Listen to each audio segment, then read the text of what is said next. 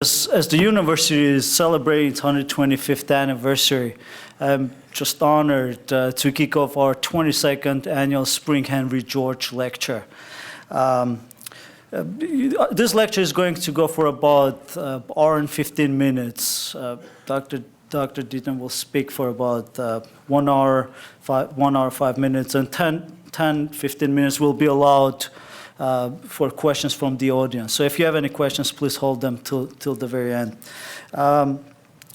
Before I introduce our distinguished guest, I would like to say a couple of words about this lecture series. The Henry George Lecture Program consists of a fall lecture and a spring seminar. Both events are organized by the Department of Economics, and the spring seminar is supported by the student members of the Honor Society in Economics, Omicron Delta Epsilon. The spring event, which started in 1992, is devoted to the theme of economic justice. This program is named after Henry George, a 19th century economist and a reformer. In his great classic work, Progress and Poverty, which appeared in print in 1879, George tried to answer why there are too many people who are unemployed. And those few who are employed struggle and work very hard to meet their ends meet. And how come there are only few who get or monopolize the lion's share of the benefit? I don't know if this sounds familiar. You're not alone. In today's world, George's quest remains as relevant. His ideas on economic justice continue to inspire social activists, politicians, and researchers around the world. This program is made possible by the contribution and financial support of Robert Schackenbach Foundation, which was established in 1925 to promote public awareness of the social philosophy and economic reforms advocated by Henry George. Now, ladies and gentlemen, it is just an utmost honor and with great pleasure that I'm here to introduce our special guest, Dr. Angus Deaton.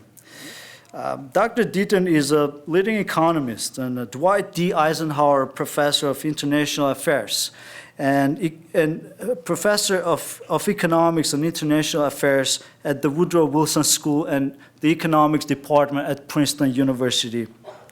Dr. Deaton's research is in the areas of health and development economics and is devoted to the topics of consumption, well-being, income, inequality, injustice, poverty, and aging. Now, the first thing I came across when I was doing research on Dr. Deaton was, of course, his Wikipedia page. And the first sentence on this page says that he's a microeconomist. And frankly, knowing his research, I disagree with this statement because his research easily blankets two subfields of economics, micro and macroeconomists.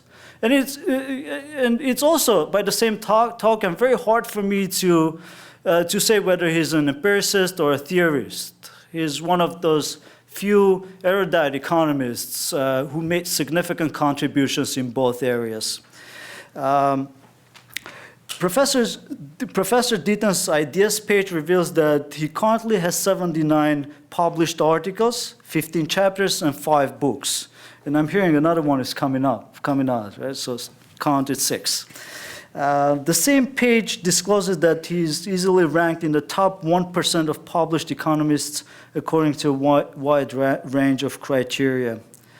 His articles appear in prestigious journals such as Quarterly Journal of Economics, Journal of Economic Literature, Journal of Economic Perspectives, American Economic Review, Journal of Political Economy, and Econometrica. In case you're not familiar with the world of academic economics, the most of us, the mortal economists, consider publication in Econometrica as some kind of professional nirvana. But Dr. Deaton not only has 7 articles published in Econometrica, but also in 1978 became the first recipient of the Fritsch Medal, an award given by the Econometric Society, the publisher of Econometrica every 2 years for an applied paper published in the past 5 years in this journal. Dr. Deaton is a fellow of the Econometric Society, a corresponding fellow of the British Academy, and a fellow of the American Academy of Arts and Sciences. He holds honorary degrees from the University of Rome, Tor Vergata, University College London, and the University of St. Andrews.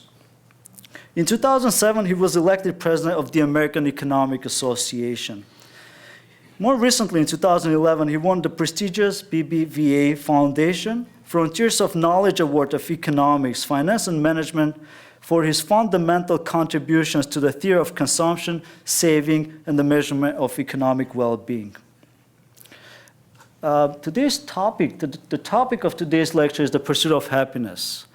And I probably can say a couple of words about it, but who else other than our special guest can tell you more about it, guys. So please put your hands together and join me in welcoming our special guest, Dr. Angus Deaton.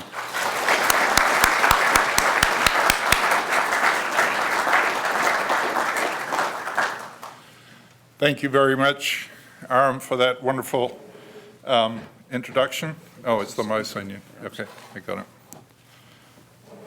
Let me see if I can shuffle this. Yeah. And that's here, and that's here, and that's here. So we switched to the pursuit of happiness. Thank you very much for inviting me here. It's an enormous honor to come here to the University of Scranton and also to talk in this series. Much of my work, though not what I'm going to talk about today, is concerned with justice and with poverty. And my new book, which is about the origins of inequality, much of it is to do with the issues that obsessed or concerned Henry George through his long and productive life. So let me today, though, talk about something different, which is the pursuit of happiness. Actually, I think, all right, we'll get this set a minute. All right. So there's no two people who agree about what happiness means, though everybody thinks they know what it means. There are lots of different approaches. One approach is to have a list of all the things you should have in order to be happy.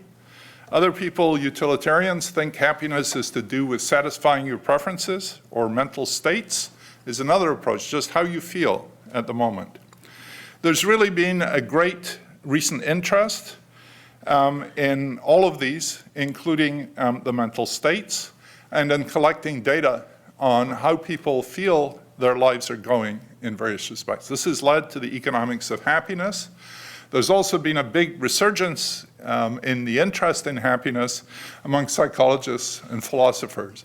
So I think until quite recently, happiness was sort of not really a respectable study in any of these fields. It was left for people to get on and be happy rather than for academics to study it. And this is really beginning to change. When President Sarkozy was president of France, he commissioned a report to think about going beyond GDP, as it were, and look at other measures. And there was a strong official interest there in collecting such measures. And among extreme views of this, that you might actually replace GDP with asking people how happy they were. At the same time, there are many concerns, especially among more traditional economists. There's a lot of discomfort. Many of us were trained not to make interpersonal comparisons between people.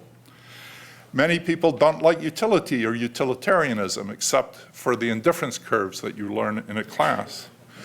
Many of us are deeply suspicious as to whether what people tell you when you say you're happy, what does that mean? I mean, have the people really thought about it? Do they really know? And we'll see some examples of that. Many economists are inclined to assign ethical significance to market and market prices rather than income. They believe in income rather than in happiness. Though there have been traditions that are a little bit different. Let me start with some quotes from non-economists who've expressed some skepticism about happiness.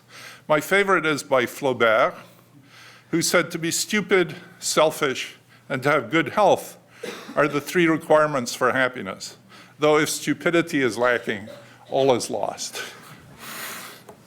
All right. I don't know how you get stupidity if you didn't come by it naturally. Here's Freud, who said, one feels inclined to say that the intention that man should be happy is not included in the plan of creation. You know, Freud may not, of course, be the best judge of these things. Here's Nietzsche. Throughout the ages, the wisest of men have passed the same judgment of life. It is no good. Seems a little strong. Wittgenstein, a lot of Germans here. I don't know why we're here, but I'm pretty sure it's not to enjoy ourselves. All right. And then my favorite, perhaps, Philip Larkin. Man hands on misery to man. It deepens like a coastal shelf. Get out as early as you can and don't have any kids yourself. So I don't think life's quite that bad, but let's get a little more serious. Here's Amartya Sen talking about happiness. And this to me is one of the major objections to looking at happiness. He writes, a person who is ill-fed, undernourished, unsheltered, and ill can still be high up in the scale of happiness or desire fulfillment if he or she has learned to have realistic desires and to take pleasures in small mercies. In another book, the metric of happiness may distort the extent of deprivation in a specific and biased way. It would be ethically deeply mistaken to attach a correspondingly small value to their loss of well-being because of this strategy. So if people are terribly oppressed, if people live deprived lives, then just somehow if they manage to feel happy in spite of that, we've no business ethically ignoring their deprivation or the horrible things that are happening to them. So if we accept these arguments, happiness may not recognize important deprivations, and it's not a suitable summary of well-being. So that's Sen's argument.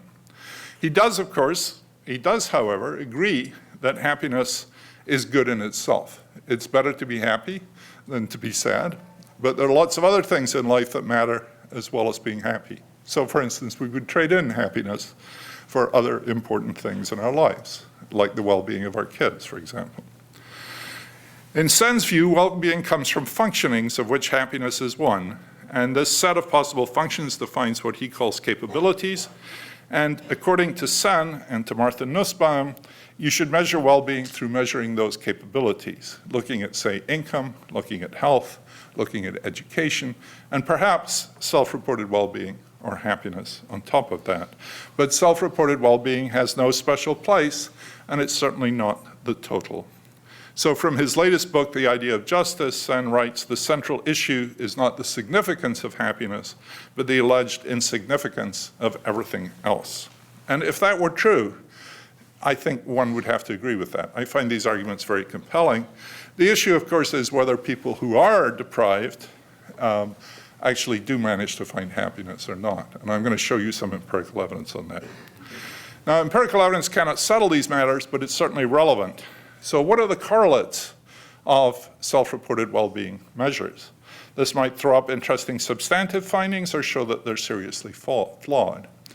Sen's argument you could think about as being about adaptation, and the question is whether those happiness measures adapt to circumstances. So if you make someone really miserable by persecuting them and not giving them much in the way of capabilities, does that make them unhappy or does it not? That's sort of an empirical question.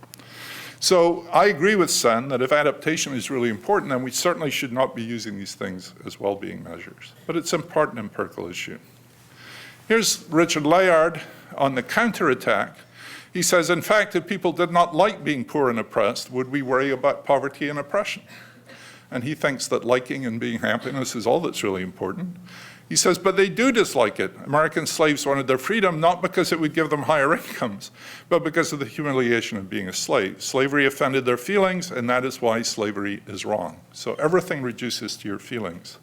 Ethical theory should surely focus on what people feel rather than what other people think is good for them. If we accept the Marxist idea of false consciousness, we play God and decide what is good for others, even if they will never feel it to be so. So people who are oppressed, according to us, but still feel happy, according to Layard, that's just fine. Happiness should be the only basis for public policy. But does it really capture what we want? Martha Nussbaum likes to point out that life is happy because it's full and rich, even though it may occasionally involve pain and loss. So Nussbaum gives the example of a happy warrior. The happy warrior is going into battle in what he believes is a greatly justified cause, is happily going to meet his death, and anticipates nothing but pain and death, but is nevertheless happy. It's a very Greek Aristotelian version of happiness. So here's some new data. Now Gallup, for whom I work as a part-time consultant, has been polling 1,000 people every day in the US since January the 2nd, 2008. They have many questions on well-being, and this allows daily tracking for the whole population and actually for subgroups. Gallup's World Poll, which I'm going to show you some numbers from, actually samples 1,000 people in every country of the world every year using identical questions. And the data allow many examination of many questions about happiness and well-being, partly because Danny Kahneman has been involved with Gallup since the very start. So let me talk first about some international evidence. Much of this relies on a question that was invented at Princeton by a psychologist called Hadley Cantrell in the 60s. And it asks people the following question. You can imagine answering this question yourself. Please imagine a ladder with steps numbered from 0 at the bottom to 10 at the top. The top of the ladder represents the best possible life for you, and the bottom of the ladder represents the worst possible life for you. On which step of the ladder would you say you personally stand at this time? So think about that question, and think about how you would give an answer to that question. Notice this does not mention the word happiness at all. So we like to call this a life evaluation question. It does not say anything like, are you happy now, or have you been happy in the last few days? It's much more a question about how your life is going, and the best possible life or the worst possible life. So Gallup's asked this now about 3 million times around the world. And we can look at this for individuals, or we can average it across countries. And particular interest across countries is how it relates to national income. For instance, are richer countries higher? Does money matter? Well, here's a picture. This is from the 2008 Gallup World Poll. And this shows income measured in GDP along the bottom. And on the vertical axis is the average score from the Cantrell ladder question that I just showed you. The circles are area proportional to population. So the very big circle at the top right there is the United States. These two big circles are China, and the bigger one is China, and there's India, and there's Brazil, and so on, that's Russia. So you can imagine these countries arrayed like this. And you can see that the United States, as the Declaration of Independence commanded that we all do, is heavily hot in pursuit of happiness and is getting quite a lot of it on this Cantrell ladder. Whereas these poor countries down here, these are countries like Togo and Zimbabwe, where you really wouldn't want to live. The people there report very, very low average scores. The champion up the top there is Denmark with a little over 8. And who would know that, right? The Denmarks all look like Hamlet. They look incredibly miserable all the time. But you ask them how they're doing, they say it's just great. And then down here, you've got the worst. So one question which has come up a lot in the literature is, does money really matter? Well, it's clear that really poor countries do really badly, and so in some sense it does. But people say, well, it only matters at the bottom. And they draw a line like this, which says it's only among the really poor countries that income matters. And then once you get above somewhere like Mexico, it doesn't really matter at all. And then they draw a line that looks like this. So I like to tease people and say that the people who draw that line, they missed the class in high school when they taught them about logarithms. So if you put this on a log scale instead of a linear scale, so all we've got along the bottom is that's 800, 3,200, 12,800. Each mark is 4 times as large. So, and this is now a straight line, basically. So what this is saying is not that income matters everywhere, and in fact it matters proportionally the same everywhere. So it's saying a 10% increase in income in Togo has the same effect as a 10% increase in the United States.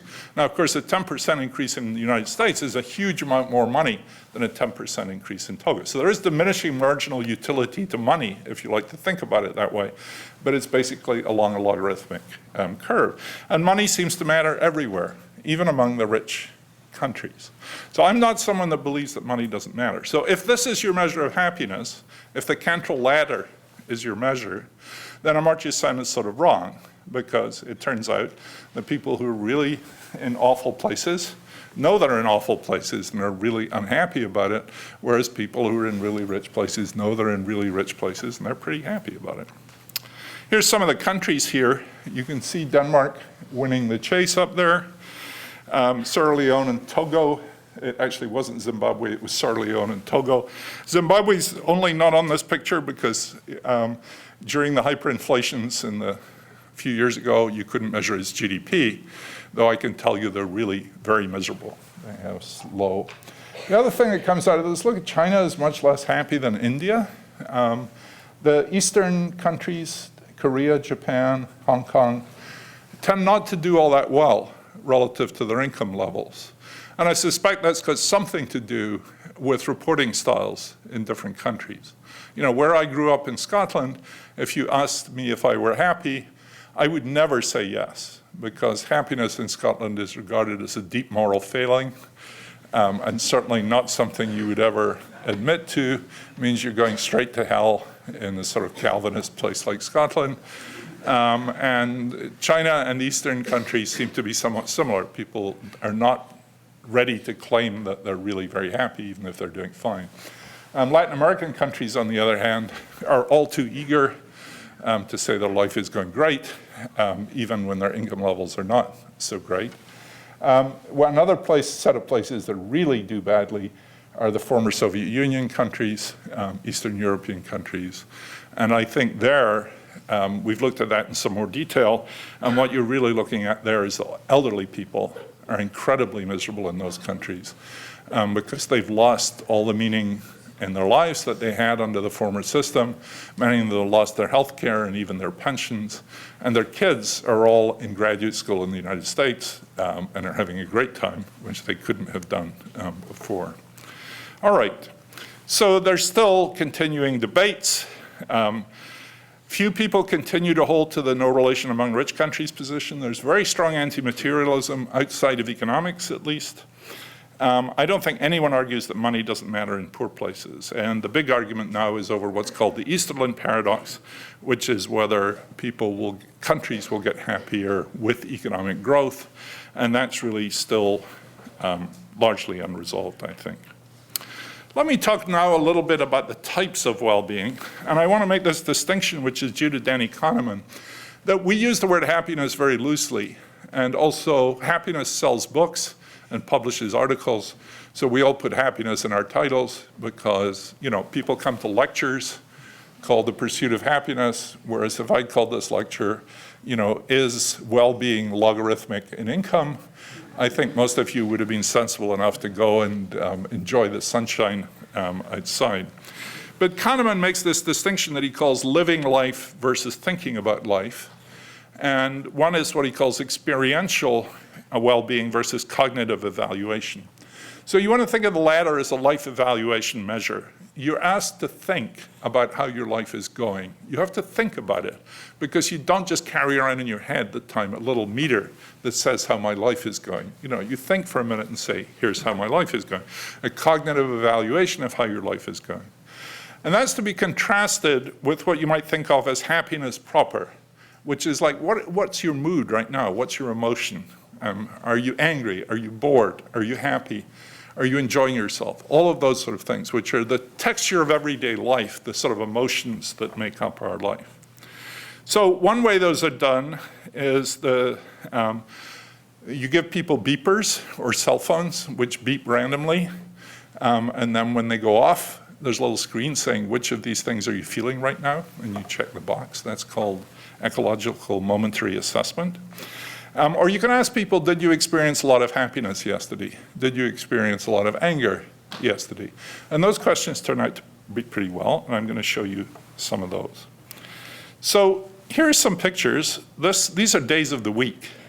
So this is Saturday, Sunday, Monday, Tuesday. You know, this is the thank God it's Friday or whatever.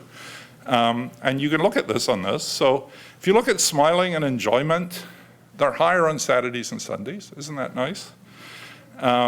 They're lower on Mondays, Tuesdays, Wednesdays, Thursdays, and Fridays. There's a little bit of a pickup in smiling and enjoyment on Fridays, but not a huge amount. Not enough to make Friday better than Saturday or Sunday. Maybe there's the Sunday evening bad phenomenon, but we don't see it here. Worry and sadness and stress are higher in the week and lower at weekends. Anger is lower at weekends and higher during the week. Pain, physical pain, is higher in the week than it is at weekends. One of the things that I don't report here but is true is these weekend spikes in enjoyment and reductions in stress and anger don't work for poor people. So that's one of the many injustices of being poor, that you don't even, the weekends don't work for you in the way that they work for other people. Here's the ladder score, the Contra ladder, the life evaluation. And you're looking to see which days are higher, and you can't because they're no different at all. It's just flat. So one thing this is telling you is life evaluation is very different from momentary emotion. So the happiness of momentary emotion is very different from the life evaluation. This is a much more stable construct where happiness varies from day to day. So here's a paper, this is a graph from a paper that Danny Kahneman and I wrote together. And this looks from the US, and it looks at annual household income along the bottom. Again, it's on a log scale. And we have stress there. Positive effect is a sort of average of smiling and happiness and enjoyment. And negative effect is anger and worry and things like that. And what you can see is that money really matters at first. And then it really flattens out. And it flattens out around $70,000 a year. This got an enormous amount of press attention when it came out, something I'm not much used to in my work on consumption and some of the other things that Aram talked about. My favorite one was a headline on Gawker.com, which said, "Science shows poverty sucks." And this was a description of this thing. And poverty sucks, because if you're down the bottom end of this, all of these things that most people seem to be able to get a lot of really sort of go away. And the way we tend to think about it is, you know, if you're really down at the end there, you don't have enough money to do the things like spending time with friends, going out to eat, going to the ball game, the sort of things that make our daily life associating with other people, having a good time. And if you don't have enough money to do that, really matters. But then when you get above, in this case, about $70,000 a year, it doesn't really matter very much at all, except the ladder is not here. Life evaluation is not here.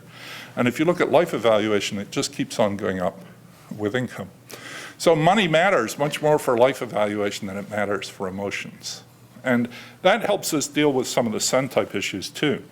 So for instance, here's the fraction of people who were really happy yesterday around the world from the Gallup data.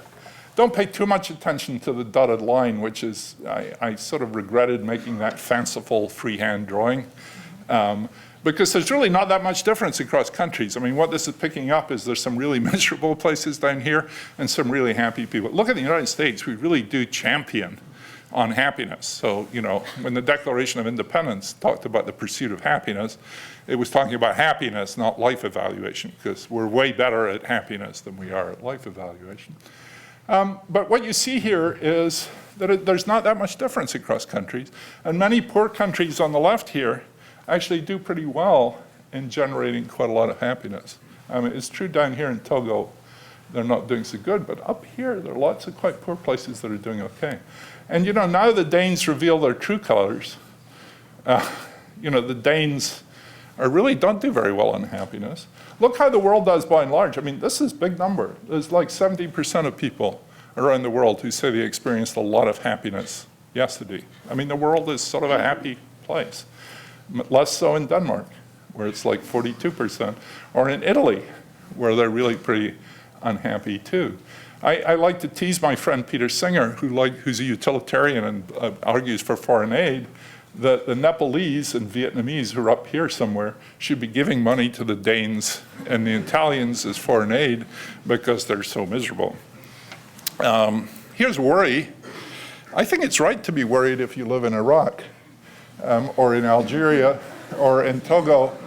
It's not quite clear so much why Peru is up there. Notice the Chinese are really very worried, or not worried at all, I'm sorry, way down here. The Indians somewhere in between. And once again, income just doesn't really matter around the world for the fraction of people who are worried. Here's stress. The Philippines, for some reason, are all the way up there. They certainly talk about it all the time, and I never quite understood why. And the USA is very rich, but has an enormous amount of stress. And you can see there's the USA on the top right there. So here's a few other facts that might be interesting. Well-being and age. The latter declines with age to about 55 and then rises again. It's higher at 80 than it was at 18. So those of you who are in your mid-50s, there are good times ahead, provided you make it that far. That's not conditional on anything. It's just, and it's very surprising. I can tell you, I'm getting up towards 70. Bad things are beginning to happen. And there's a lot of bad things happen in your life as you get older. And in spite of that, people's life evaluation seems to go up in spite of all the health. The other thing that's true is interesting is worry, stress, and anger decline with age. Stress and anger from about age 20 on. Worry from about age 50. Laura Carstensen at Stanford has what she calls socio-emotional selectivity theory. And the idea is that you learn how to handle your emotions and you learn how to handle your relationships with other people as you get older. She gives the example, which I'm sure many people in this room will be familiar with. When you're young, you go on dates. Many of those dates are just catastrophes. You sort of know they're going to be catastrophes with high probability, but you still have to do them anyway just to find out what it's like. But then as you get older, you say, I'm not going out with someone like that ever again. And then you begin to pick your friends better. And as you get older, you hang out with old friends, and it's much easier to live a good life because you don't have to do this experimentation with people that you might not like. These are all results from the US, and they don't entirely generalize to other countries. Other findings, unemployment is very bad, worse than income. Education goes better with life evaluation, but not with hedonics. Health is worse for hedonics. Hedonics are things like being happy, sad, and so on. Women have a wider range of emotional experience than men. Does that surprise anyone? Both good and bad.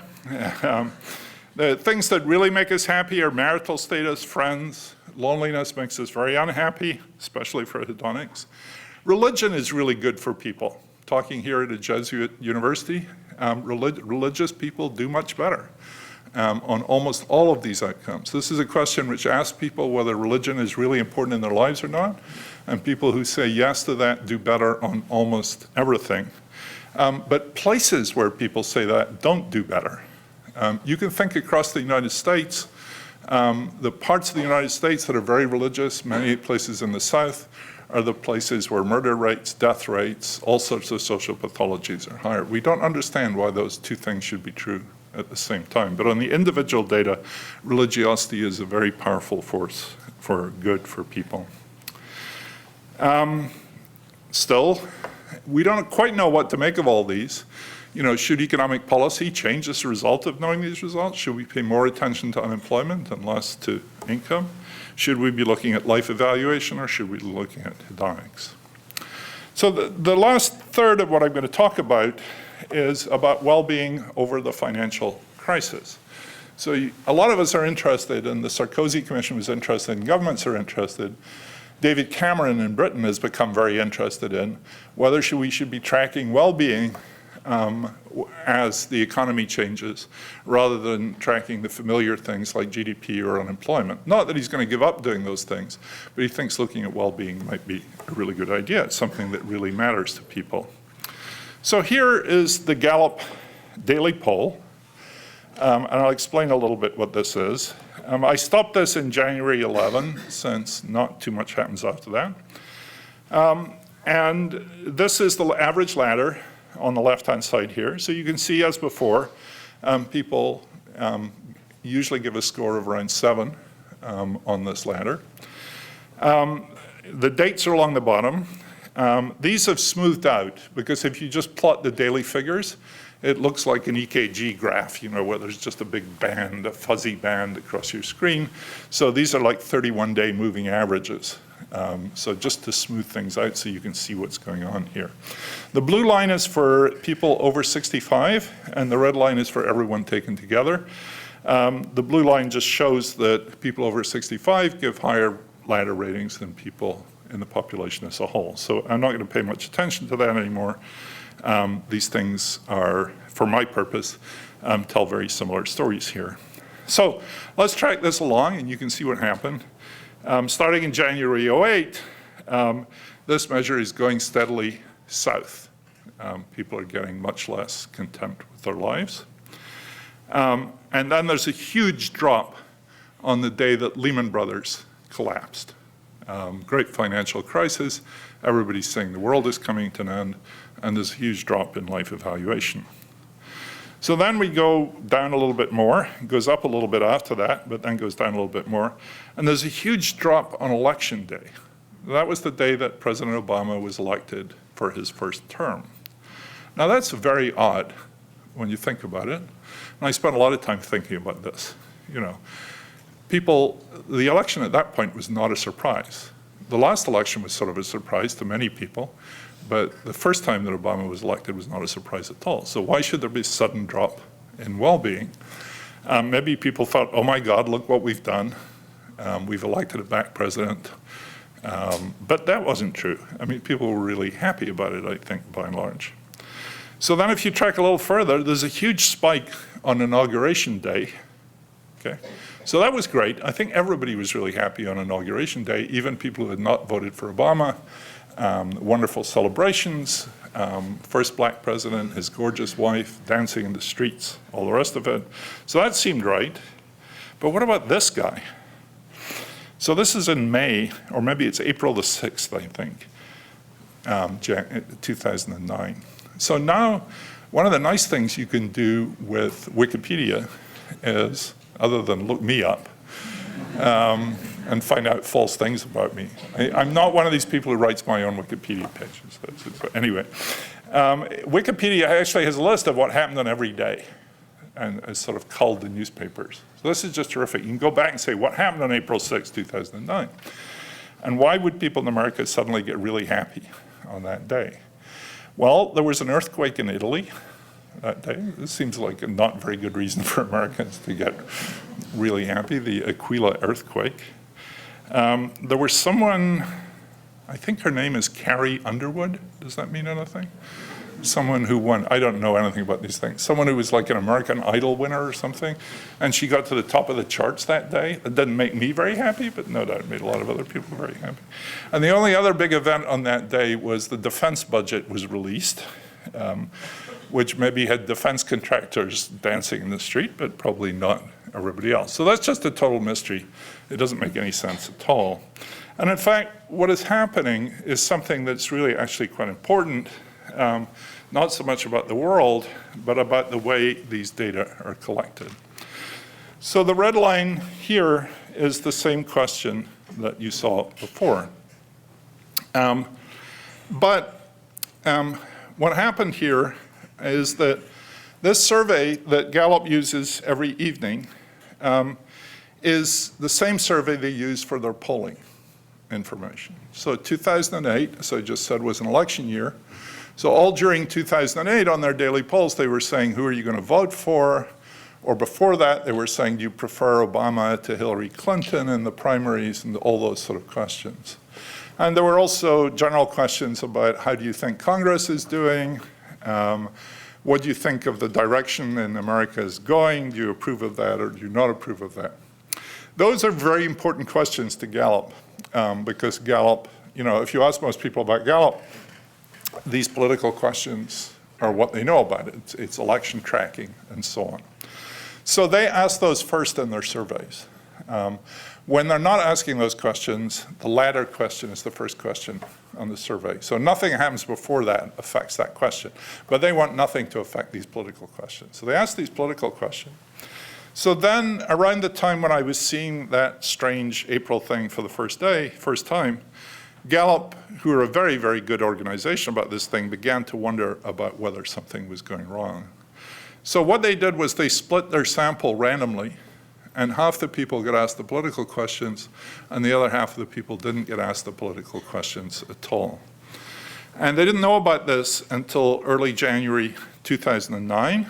And so you can see on the graph there, I've marked political questions dropped from F2. F2 stands for Form 2. That was the questions, the people who were not asked the political questions at all. Whereas on the blue line, the people were still asked the political questions.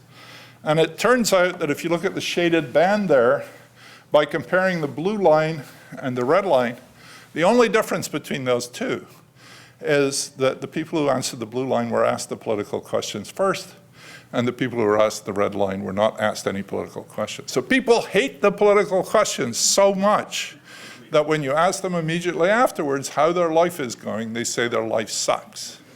And there's no difference between those two things. Those people are randomly allocated to top and bottom. So asking those political questions has this dramatic effect on subsequent well-being. Now, at first, we thought this was just because people hate politics so much that if you ask people, this was a time when congressional approval was higher than it is now, but was then the lowest in history, right? So you ask people about Congress, and they start foaming, fuming, and generally say, my life is terrible. But that's not what it is, it turns out. Because later they experiment one of the various questions, and you can look at the different people. And it turns out the question that did the damage, and this is much more interesting in some way, is the one is, how do you think the United States is going? Do you approve of the direction the United States is going, or do you not approve? Now, why would that have such a huge, and it's only the people who don't approve that have their answers really notched down. And what is happening here, it's pretty clear, is people don't understand the question. So that when you ask, how is your life going? They think, well, how do I answer that question? And they say, well, the nice lady just asked me about how America was going. Maybe that's what she means. So then they basically answer the America question again. And so the American question gets tangled up. And the problem with asking people how their life is going is it's very sensitive to how you pose the question and what questions there have been before that. Because it's not a natural question for people to think about. It's something that requires some cognitive function. Whereas it turns out you ask people, were you happy yesterday? That question is not affected at all. That just doesn't bother them at all. So it's not like a mood shift. It's just that people can't really answer this question. And there's a lot of evidence in the psych literature of experiments which demonstrate that. Right? So here, very large context effects. So you ask people, I've said this, if they say no, there's a huge effect. There's no such effect if they're not being asked the question, even if they think America is doing badly. Because, at this time, 80% of people thought America was doing badly. And so there are just as many people who thought America was doing badly who were giving the good answer. They just hadn't been asked to think about it. So it's being asked to think about that gets into the next question. So people reinterpret the question as being about the US. Their life evaluation is not firmly anchored, not sure. We can ask a buffer question. If you look at that in the previous thing, you can see I labeled this transition question. So after they asked the political questions, they said, I just want you to think about your life and how it's going. And if you ask them that, that took a lot of it away. But it didn't take all of it away. So we don't really know how to get rid of this. This is much less serious for hedonics. In fact, here are the mean of worry and stress, the red line. The mean of not happy, not enjoying, not smiling and sad is the light blue line, and the darker blue line at the bottom is anger. The yellow line is the fraction of people who felt physical pain yesterday. So pain doesn't change very much, but worry and stress changed a lot. And if you remember this period, around the time of Obama's election and for the 3 months afterwards, that was when the stock market lost half of its value. Many Americans had lost half of their assets, really dangerous times. And so the stress and worry went up to very, very high levels. This really does pick this stuff up. But there's another thing that's interesting in here is, look at Christmas. There's a huge dip in worry and stress. There's actually a peak in happiness, which is, where's happiness? That's down at the bottom here. You can see if you track that through the Christmas thing, which is the third line across, you can see also this big dip over the holidays. So the holidays really make people happy. If you want to make people happy, you don't have Christmas every day. Or what is even more interesting, this line here, the first one, is marked SV, and then there's another one, SV, and then there's one more SV. And all those SVs show reduction in stress, increase in happiness. You guess what SV is? St. Valentine's Day. People are really happy on St. Valentine's Day. So again, we get a more St. Valentine's Day. I mean, it's not entirely clear. Then you begin to get into a Amartya Sen territory, and you really say, it's great that St. Valentine's Day makes people happy, but is that what we really care about for economic policy? And some people say yes. Some people say no. Here's the ladder. I fixed it to make up for these questions best I could, and I looked for things that it was correlated with. And look what it's correlated with. It's correlated with the S&P 500. All right? We don't have to measure happiness in America. All we have to do is look at the stock market. That tells us where we are. Okay. I don't really believe this would be true in general. I mean, I think that over this period, look at what happened to the S&P 500. I mean, it went from 1,400 down to 700. Okay, people are reading about this in the papers every day. I don't know if any of you remember that period, but in the spring of 2009, you couldn't turn on the television without people saying the Obama administration has no idea how to run the country, the stock market is tanking, the stock market will go down to nothing, everybody will lose everything they had. And, very, very constant drumbeat of disaster. And people were very worried, and that was what was salient to people all the time. You just couldn't turn on the television or read the newspapers without reading about that all the time. So I think that's a little bit like asking the political questions. This is salient to people all the time, and so that's how they answer the question. So I said Wellbeing is the S&P 500. There's a sort of famous experiment in which someone asked someone in a psych lab to go and Xerox some pages for them. And the experiment was not about Xeroxing the pages, but they'd arranged to leave a dime on the Xerox machine. So when you went to Xerox this thing for your professor, you found a dime on the Xerox machine. That made people happy for hours. So if you asked them, even the next day, the ones that had found the dime were way happier than the ones who, and these are not poverty-stricken people from Togo or something. These are, students like you guys. And this has a big effect on people's happiness. So the stock market is sort of like, you see this thing, even if you're not in the stock market, it has this big effect because that's the sort of salience of the thing. So whether this is really a good measure of well-being depends on how well the stock market works, or how the stock market works. I mean, it's clearly not a measure of well-being today. If you really thought the stock market was a good indicator of future value of American firms, then you might want to use it as a well-being measure. But there are other things. There's this wonderful work by Botan Kosegi and Matthew Rabin and Kimball and Willis, looking at what they call news utility, that when the news changes, that generates a lot of happiness or unhappiness for people. Even so, these effects extend beyond stockholders. Dan McFadden has called these findings hedonic bubbles in the stream of life evaluation. And there's this deliberate by me misquote of Keynes: when the development of happiness is the byproduct of a casino, the job is likely to be ill done. Now, this is a little more negative than I feel. I don't think happiness is always simply the stock market, but if you're thinking about using happiness or well-being measures, you have a potential problem. So the stock market may be specific to this period. Worry and stress seem real enough, but they were largely adapted long before the crisis was over, so perhaps high unemployment and low incomes don't matter. The latter responds to log income and to unemployment in a way that's consistent with previous literature. Income is very bad, income is good. But people say, why? There's this terrible increase in unemployment in the United States. It went up from 5% to 10%. Why doesn't this depress happiness? We know that unemployment is really bad for happiness. And the answer is because only 1 in 20 people were affected. So even if they got really unhappy, it just washes out on the average. Now you may say, well, we shouldn't use these measures because we want to pay a lot more attention to it than that. But other people say, well, Washington is not doing very much about unemployment, and the reason it's not doing very much about unemployment is only 1 in 20 people became unemployed over the crisis, so they don't really care very much. Okay, let me skip that.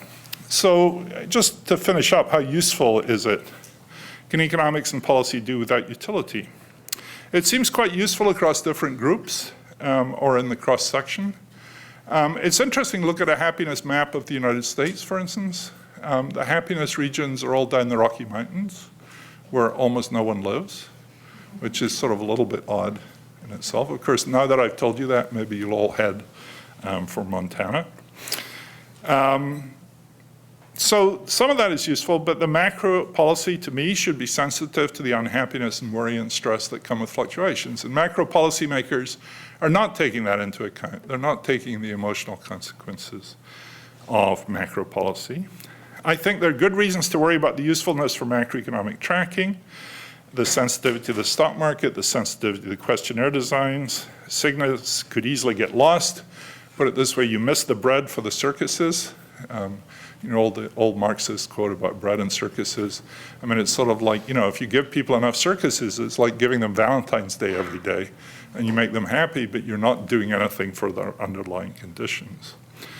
And one thing that I think is really important, and it made many of us nervous in the British context, with David Cameron being so enthusiastic about these, it's really important that these measures not detract from the real pain of unemployment and low incomes.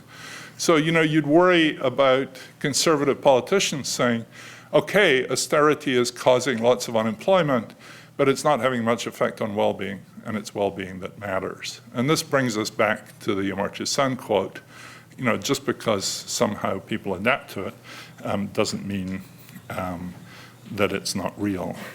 Hedonics do better and relevant, but the life evaluation needs to be viewed with extreme caution. Thank you very much indeed.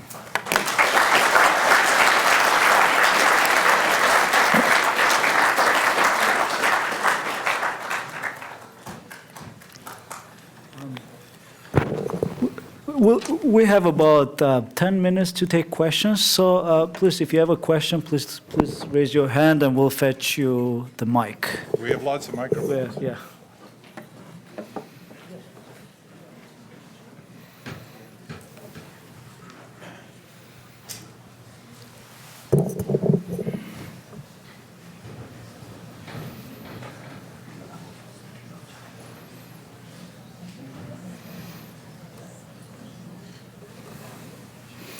I can't tell anyone how to be happy, but I can answer just about anything else. There's a question at the back there.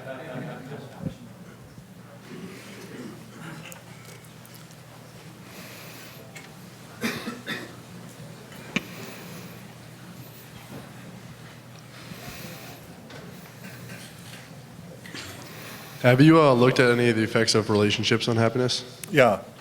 Relationships are great for happiness.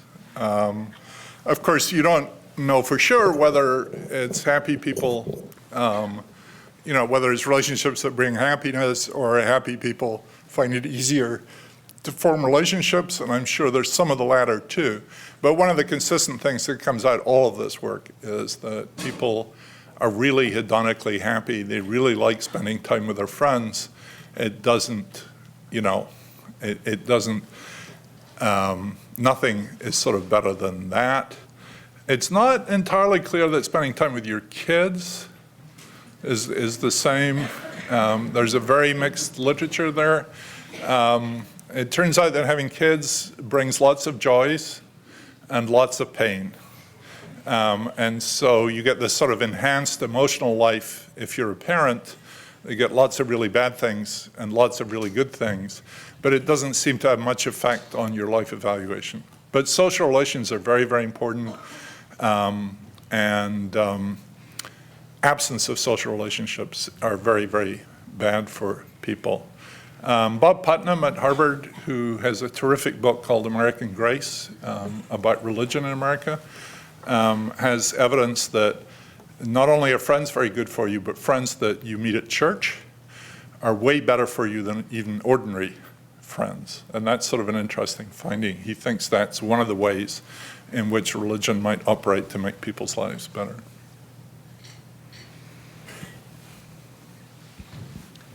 You referred just briefly to the possibility of different response sets in different cultures, specifically for one set of countries, the Asian countries. Do you think that the Gallup, do you know whether the Gallup organization has any really good data on the differences in response sets between different regional groups or cultural groups? I don't think Gallup has done a lot of work on that. I think this is not well dealt with, and we don't really know the answers to those questions. There is a translation difficulty for a start, which is, many languages, including Spanish and French, have multiple words for happiness, which have very different connotations. And asking someone if they're happy could be translated in multiple ways, each of which means different things. So like in French, heureux is very different from content, and both could reasonably be taken as translations for happiness. And I believe there are similar differences in Spanish, so even getting over that is really hard. There have been some experiments done in Switzerland where many people are bilingual, and you ask them the questions in different languages, and it's claimed that you get more or less the same response. But I don't think we know the answer to that question. And I mean, my story about Scotland was meant to be sort of a joke, but it's really not entirely a joke. That in this sort of Calvinist culture, being unduly happy is not regarded as a sign of grace or appropriate predestination. So that people, and you get these expressions like you say, "How are you today?" And Americans say, "I'm fine, I'm really happy." If you ask a Scotsman, they say, "I mustn't grumble," is about as strong as you'd ever get. So, there are really different styles, I think.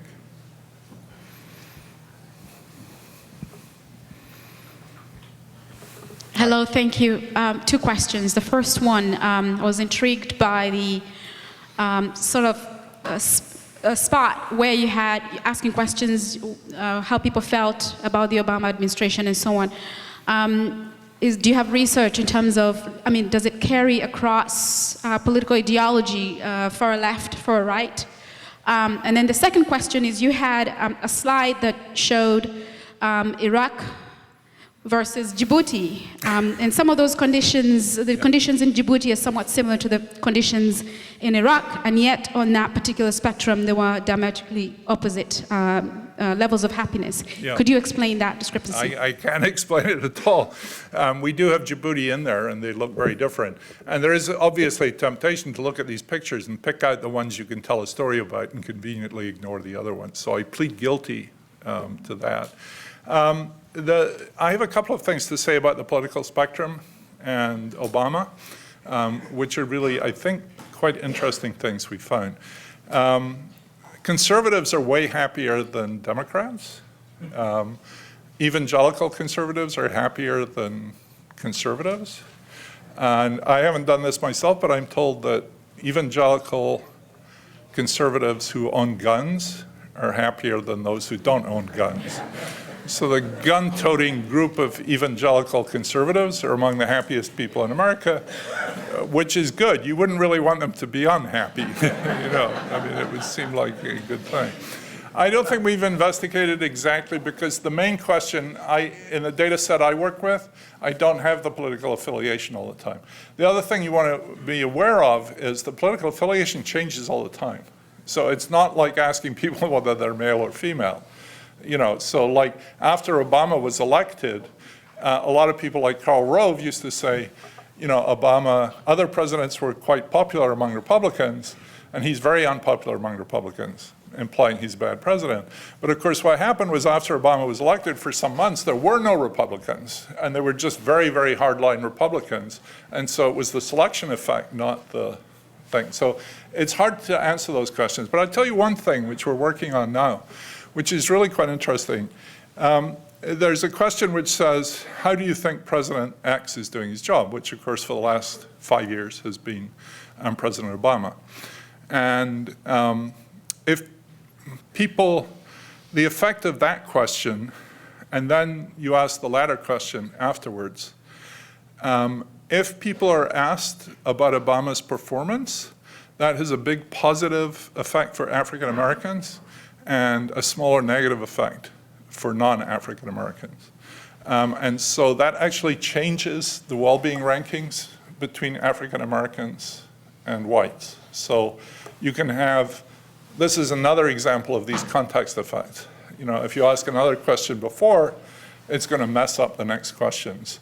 And you might say, well, you don't really care what it messes up one person or two persons. But if it messes up the rankings of whole groups that we care about, then that's a real problem.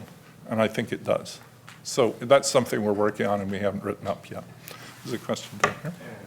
If we control for income, the level of education matters? Good question. It's a really good question. Here's what it's, and the answer, I'm afraid, is not straightforward. Education has no effect at all on your emotional life, right? So it doesn't affect happiness or stress or anger or any of those things at all, which is interesting. Education does, however, make your life evaluation higher, and it does so even if you control for income. So income has some effect. I showed you the effect of income on emotions, so it makes it better off up to a point and doesn't do very much. But education doesn't really do anything. So, you know, you guys who are getting educated, it's going to make your life better, but it ain't going to make you happier, all right? And before you came today, you didn't know about that distinction, but now you do. So take it forward with you.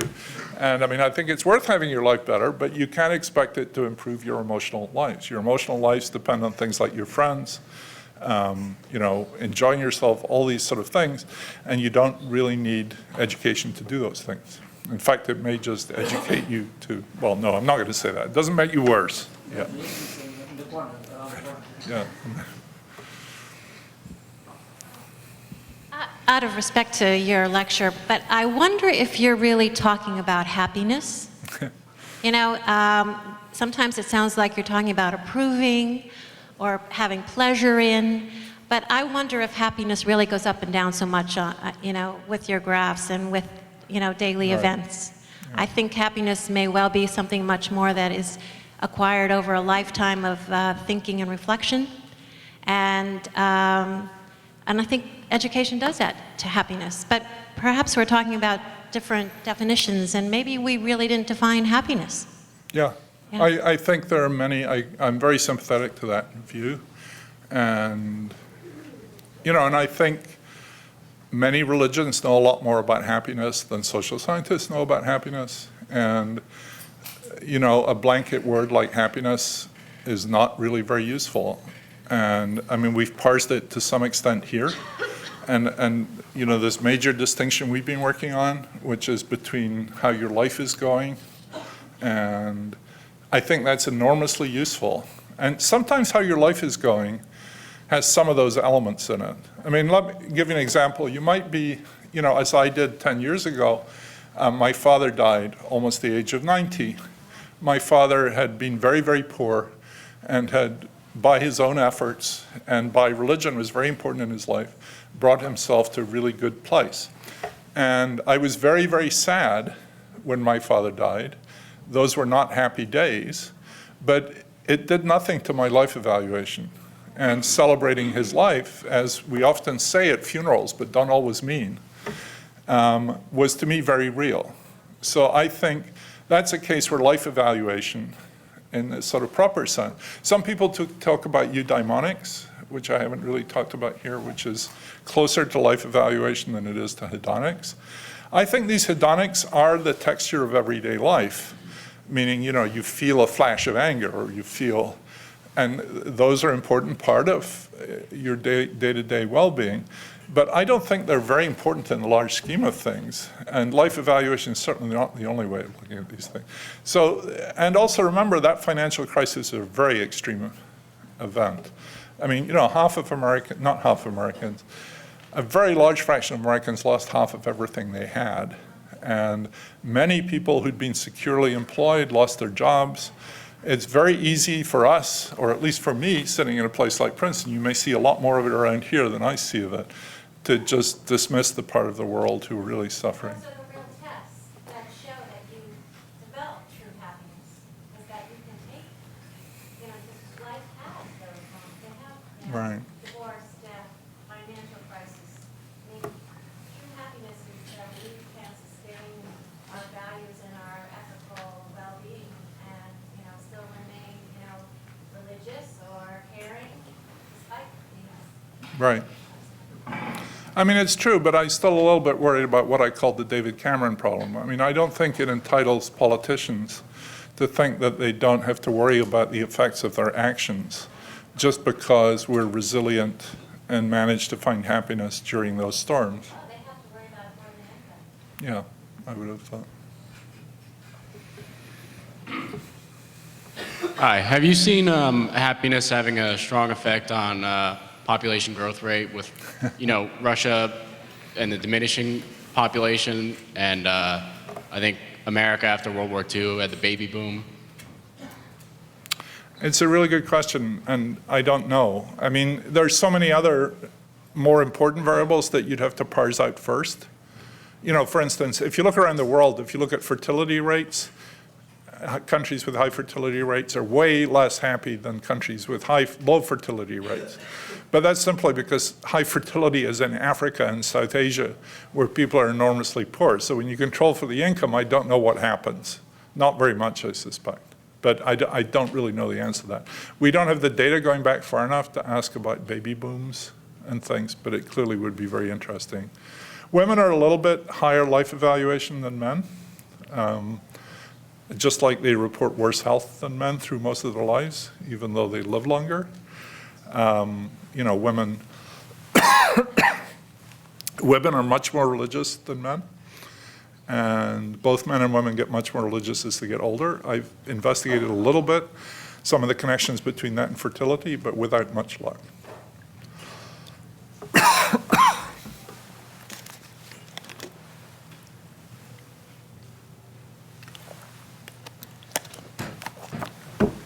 I want to personally thank Dr. Deaton. Thank you very much for coming all the way from Princeton to Scranton. And I want to thank everybody for coming to this for coming to this lecture. This lecture was great, and I'm pretty sure many people will walk out happy from this event. Thank you so much. Thank you everybody for coming. Thank you very much.